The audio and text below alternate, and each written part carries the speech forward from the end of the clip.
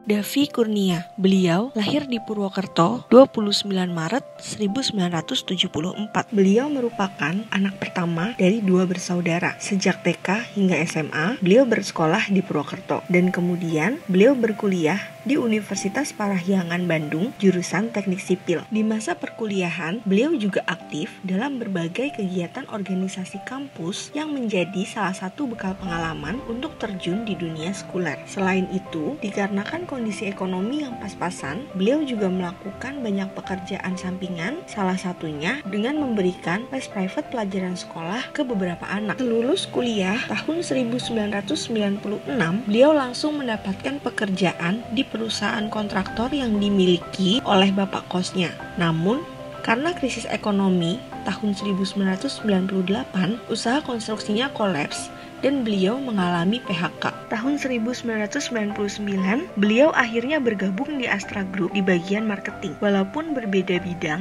dengan jurusan yang dia pelajari di perkuliahan, yaitu teknik sipil, namun karena memiliki tekad dan kemauan belajar serta kerja keras, pada akhirnya beliau merasa cocok dan mulai meniti karir di bidang ini. Pada tahun 2007, beliau mencoba untuk mengambil tantangan yang lebih besar dengan pindah ke perusahaan asing di Malaysia sebagai Business Development Manager. Sampai pada akhirnya, beliau kembali mendapat tawaran untuk menjadi Division Head Marketing di PT Paku Aquina. Dalam menjalani pekerjaannya di bidang marketing, beliau adalah pekerja keras dan selalu berusaha untuk do the best. Beliau meyakini bahwa dalam menjalani pekerjaan, sebaiknya adalah seperti seorang tentara di medan perang yang memiliki rasa percaya yang kuat kepada atasan dan yakin bahwa apa yang diinstruksikan oleh atasan kepada beliau pasti memiliki maksud yang baik sehingga harus dijalankan dengan sepenuh hati untuk mencapai keberhasilan. Prinsip hidup beliau adalah jangan sampai bekerja mengganggu waktu bermain.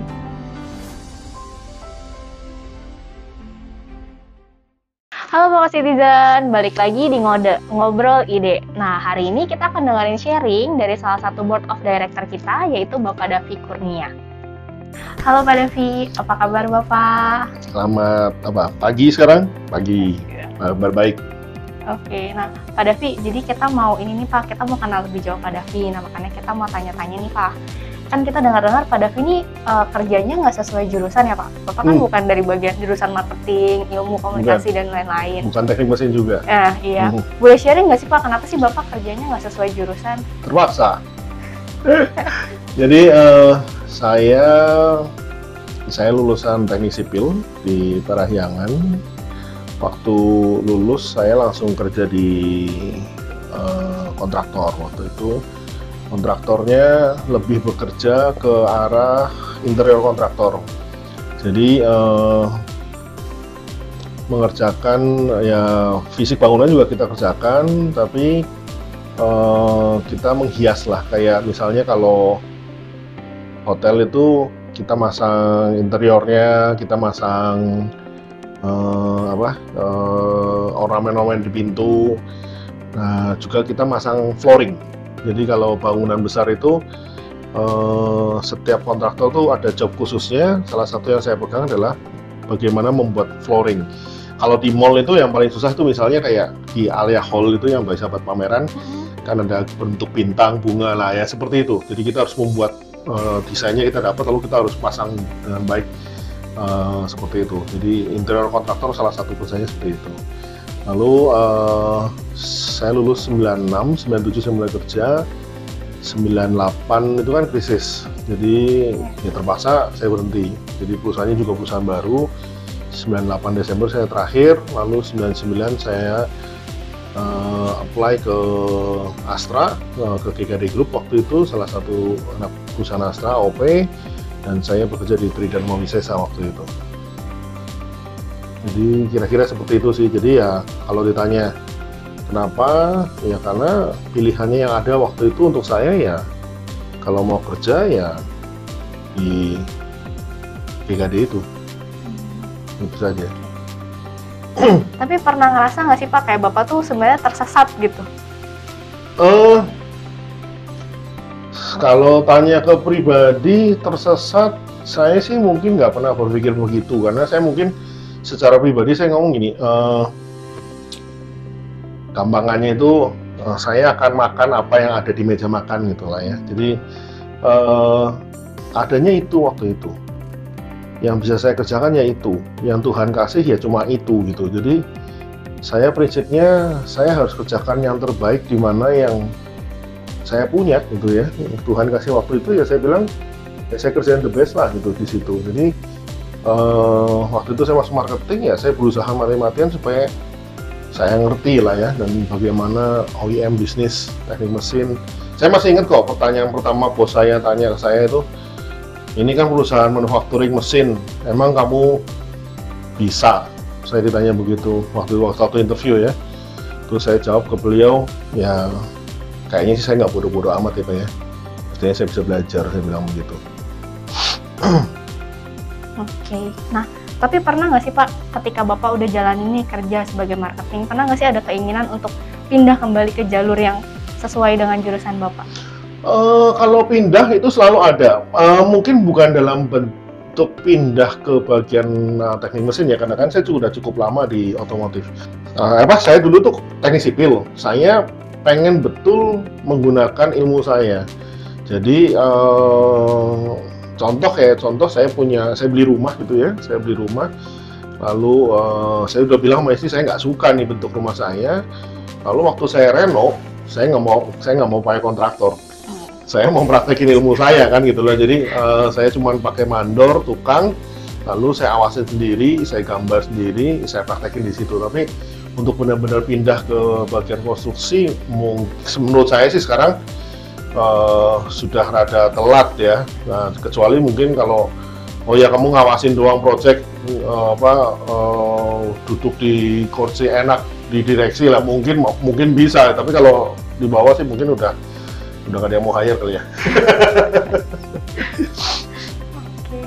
Nah Pak, boleh berbagi nggak sih Pak kalau kesahnya nih ketika Bapak dulu di marketing kan berarti nol banget nih Pak, terus belajar dari awal, gimana cara Bapak belajar hingga akhirnya Bapak survive sampai di titik ini?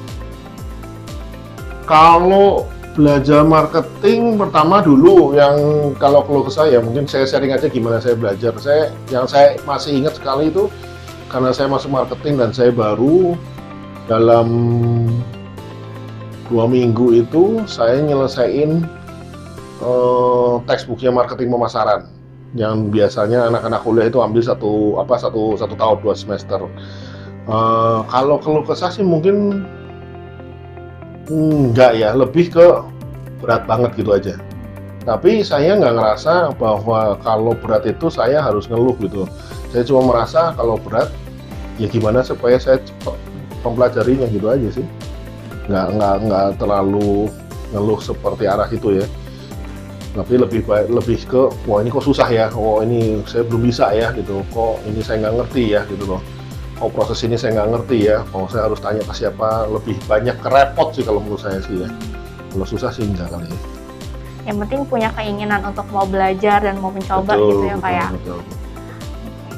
Kalau daripada Davi Pak, menurut Bapak passion tuh apa sih? Ya buat saya apa ya, passion itu terjemahnya apa ya, sesuatu yang mungkin kita suka kali ya, yang kita pengen gitu ya, yang kita kita mungkin bisa totalitas lah ya di bagian itu, mungkin itu kali ya. Nah kalau dari Pak Davi sendiri ini passion Bapak apa sih Pak? Susah bener ya pertanyaannya ya. Jadi mungkin begini, saya dulu SMA itu saya sempat dapat PMDK waktu itu di Undip, tapi karena kasus nggak bisa masuk gitu ya. Tapi yang saya ambil tuh waktu itu bahkan bukan teknik sipil. Waktu itu yang saya ambil tuh arsitek. Gitu ya. Lalu sebenarnya kalau ditanya waktu kuliah mau ngambil apa, saya sebenarnya mau ngambil desain grafis di ITB. Cuman orang tua nggak ngizinin. Jadi somehow mungkin buat orang tua di zaman saya itu kalau mau masuk di bagian desain tuh mau kerja apa. Akhirnya saya ngambil keputusan yang ketiga. Saya mau kerja di teknik sipil gitu karena ada salah satu keluarga memang kerja di teknik sipil dan saya lihat kok menarik gitu ya membangun rumah gitu ya. Atau mungkin saya waktu itu juga saya menariknya karena saya suka desain rumahnya kali ya mungkin juga. tapi nggak kesampaian. Jadi kalau ditanya pengennya kerja di mana, ya pengen kerjanya kalau mau urusan seperti ya ini ya di desain. Tapi sampai sekarang nggak pernah kesampaian tuh. Kesampaian mungkin di Pako karena saya harus ngurusin desain gitu ya. Tapi kalau sampai sebelum departemen styling desain itu ada ya nggak pernah ngurusin desain sih mostly gitu ya. Paling mendesain box, paling kalau paling butter gitu ya. Paling itu sih. Oke. Pernah nggak sih Pak terpikir untuk mau cari kerjaan yang benar-benar sesuai passion Bapak nih ngedesain gitu? Enggak. Jadi mungkin sama kayak jawabannya yang tadi. Jadi tadi kan saya bilang Bapak kalau teknik sipil, Bapak sekarang jadi otomotif. Tadi kan kamu tanya mau balik lagi nggak ke teknik sipil. Sekarang sih enggak ya. Jadi maksudnya gini, saya mungkin lebih cenderung orang nggak tahu, orang mungkin beberapa orang bilang kolot. Saya dikasih Tuhan kerja di otomotif, udah gitu aja. Saya belum dipecat di sini ya, dan belum ada juga tawaran untuk non otomotif kenyataannya gitu ya. Selama itu nggak ada ya saya akan kerjakan apa yang dikerjakan gitu.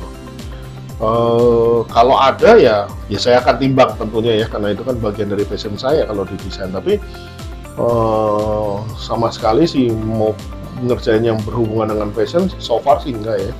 Saya kerja di otomotif, saya punya tanggung jawab di sini. Saya mau kerja interface yang ada di sini aja dulu lah gitu loh. Nanti itu bisa ditempuh dengan cara lain gitu. Nah, cara lain yang Bapak tempuh untuk tetap ngelakuin atau meminati passion Bapak nih apa Pak? Hobi. Hobi saya banyak yang berhubungan dengan ya nggak berhubungan sama sekali dengan otomotif, dah itu aja lah ya. Jadi saya punya hobi cukup banyak dan mungkin istri saya juga, keluarga saya sampai pusing ngurusin hobi saya. Jadi dan mostly hobi saya sama sekali nggak ada hubungan dengan otomotif. Jadi misalnya mungkin kalau orang kerja di otomotif sukanya race car misalnya itu, saya nggak ke situ gitu ya. Tapi jadi saya punya hobi foto yang jelas. Saya dulu suka hunting, mungkin dengan beberapa orang di Papua juga pernah saya ajakin gitu ya, wildlife, landscape. Lalu sekarang karena udah sulit jalan-jalan, beralih ke toy fotografi. Mungkin ya beberapa teman juga tahu. Lalu saya juga ada hobi lain ya, aquascape. Jadi di rumah saya suka aquascape dan mungkin sebelum tahun kemarin ya COVID ya, tahun-tahun sebelumnya biasanya saya cuti itu 1 hari untuk gitu. Ngubah tatanan satu akuarium. Soalnya kalau nggak saya selesai 1 hari mati itu tanamannya. Jadi saya biasanya ambil cuti dari pagi sampai malam itu, biasanya dari mulai jam 6 sampai jam 9 malam itu. Pagi itu mulai dari bongkar akuarium yang lama, pasang yang baru, sampai kira-kira jam 9 malam itu baru semua masuk semua. Ikan, tanaman masuk dalam dengan susunan yang baru gitu ya. Kira-kira begitu. Jadi itulah selain baca ya yang lainnya. Tapi baca itu lebih ke arah fulfill untuk keinginan tahu saya aja sih. Itu aja sih. Oke, jadi sebenarnya kalau kita nggak harus kerja sesuai passion gitu ya Pak, ada banyak cara untuk kita tetap bisa ngerjain passion kita satu jadiin hobi gitu ya. Iya betul. Itu menurut pendapat saya. Jadi memang saya ya kan kebetulan saya sekarang pegang HRD gitu ya. Sedang buka HRD itu satu, udah gitu saya juga punya anak yang kuliah gitu ya. Ya memang sekarang banyak sekali bilang ya kamu kalau baik kerja ya sesuai passion kamu gitu ya. Ya kalau ada bagus. Tapi menurut saya ini pribadi saya nggak tahu orang lain akan ngomong apa gitu ya. Kayaknya kita sebagai manusia nggak diciptain untuk itu. Karena kalau kita diciptain itu kan kita hidup senang mulu gitu ya. Ya benar juga sih Pak. Nggak ada tantangannya sama sekali, dan kayaknya kita bukan makhluk yang diciptakan Tuhan untuk itu. Jadi kita ya mesti kadang-kadang ya kita mesti struggle gitu ya. Kita mesti ada tantangan, kita mesti ada challenge supaya kitanya juga berkembang. Karena kalau misalnya saya suka masak gitu ya, lalu saya kerja di masak ya, saya sih kebayang kalau saya suka masak, saya dapat pekerjaan masak, saya akan hanya tahu dunia masak saja sampai saya besar, sampai saya tua. Tapi kalau saya tahu yang lain, jadi mungkin hidupnya jadi lebih berwarna aja sih. Itu aja sih menurut saya. Pak Davi kan tadi hobinya cukup banyak nih Pak. Nah gimana sih Bapak bagi waktu antara hobi Bapak sama kerjaan nih? Kan kadang-kadang orang tuh selalu merasa bahwa mereka tuh nggak punya waktu gitu, kayak kerja aja udah menyita seluruh hidup mereka gitu kadang-kadang. Ini mungkin perlu dicatat ya, saya selalu punya quote, jangan sampai bekerja mengganggu bermain. Maksud saya itu begini, saya pengen nekunin hobi saya, waktu luang saya. Jadi saya tuh cenderung ngerjain pekerjaan saya secepat-cepatnya. Jadi saya tuh pengen jangan sampai nanti kalau saya sedang nekunin hobi gitu ya, saya terganggu karena saya mesti ada pekerjaannya saya belum selesai gitu loh. Dan mungkin Nia juga tahu, dan beberapa teman-teman yang di bawah direktorat saya cenderung mengerjakan mereka, ayo dong kerjain secepatnya, bikin Excel yang cepat, bikin presentasi yang cepat. Saya lebih cenderung mereka, kalau kamu udah bisa bikin presentasi yang cepat, kamu bisa mempelajari yang lain, kamu bisa ngurusin yang lain, kamu bisa ngerjain hobi kamu, kamu bisa pulang lebih cepat. Karena buat saya itu salah satu prinsip yang ya intinya apa ya, fokus di kerjaan, fokus pada apa yang ada di depan kita gitu loh. Kalau di depan kita itu ada hobi, ya fokus di situ. Kalau waktu kita mengerjakan pekerjaan kita nggak fokus dan nggak selesai, akhirnya waktu hobi kita ketabrak gitu ya, ketabrak. Dan itu yang menurut saya itu yang selama ini saya pegang. Jadi kerjakan pekerjaan secepat-cepatnya. Kalau saya di sales, misalnya saya nego, ya harus nego secepat-cepatnya, selesai secepat-cepatnya, supaya kita masih punya waktu untuk mengerjakan yang lain. Dan mengerjakan yang lain macam-macam sih. Bisa, kalau mungkin buat anak-anak yang baru ya, belajar yang lebih di luar pekerjaannya, bidangnya gitu ya. Kalau yang sudah, misalnya udah cukup tahu, ya mungkin belajar dari hobinya gitu, kira-kira begitu. Nah, Bapak mungkin Pak, ada mau pesan-pesan nggak Pak buat teman-teman Pako Citizen yang lagi nonton nih? Oke. Mungkin pesannya begini aja kali ya. Saya orang yang ya bisa ngomong karena pengalaman. Saya nggak pernah dapat apa yang saya mau gitu ya, secara dalam kategori suka gitu ya. Pengen ambil desain, saya nggak masuk ke desain. Saya lulus dari sekolah di teknik sipil, kerjanya nggak di teknik sipil. Dan saat-saat ini kan mungkin banyak sekali hal-hal yang mungkin sering kita dengar, kalau kerja itu mesti yang kita passion, yang kita suka, yang demen di hati. Dan bukan saya against omongan itu, tapi saya lebih ke saya nggak ngerasain seperti itu loh gitu loh ya. Dan gimana sih bisa survive meskipun mungkin it's not my passion gitu ya. Saya cuma pesan ke teman-teman Pako Citizen mungkin seperti ini. Dalam hidup kita juga perlu yang namanya seperti budaya perusahaan kita yang kita punya. Kita perlu excellence. Kita perlu bekerja dengan baik dengan apa yang tugas yang dikasih ke kita. Mungkin dari bos gitu ya, mungkin dari atasan, mungkin dari orang tua gitu ya. Ya mungkin orang tua kita juga nggak bisa nyekolahin kita di sekolah yang kita suka gitu ya. Tapi semangat excellent itu bisa membuat kita survive dan membuat kita bagus. Mungkin kita pengen ke university A, orang tua kita nggak punya duit, nggak bisa bayarin kita pergi ke university A, tapi instead of that kita pergi ke sekolah yang lain gitu ya. Atau mungkin juga nggak ke universitas, karena terpaksa kita harus bekerja dulu. Nah, apa yang dikasih itu juga harus kita kerjakan dengan baik. Karena itu akan membuat karakter kita ke depan. Karena yang diukur itu bukan kamu passion nggak sih nanti, tapi kita diukur dari apa yang disajin di meja kita gitu ya.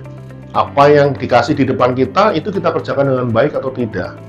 Apa yang ada di depan kita itu kita handling dengan baik atau enggak, dan kita selesaikan secara tuntas atau enggak.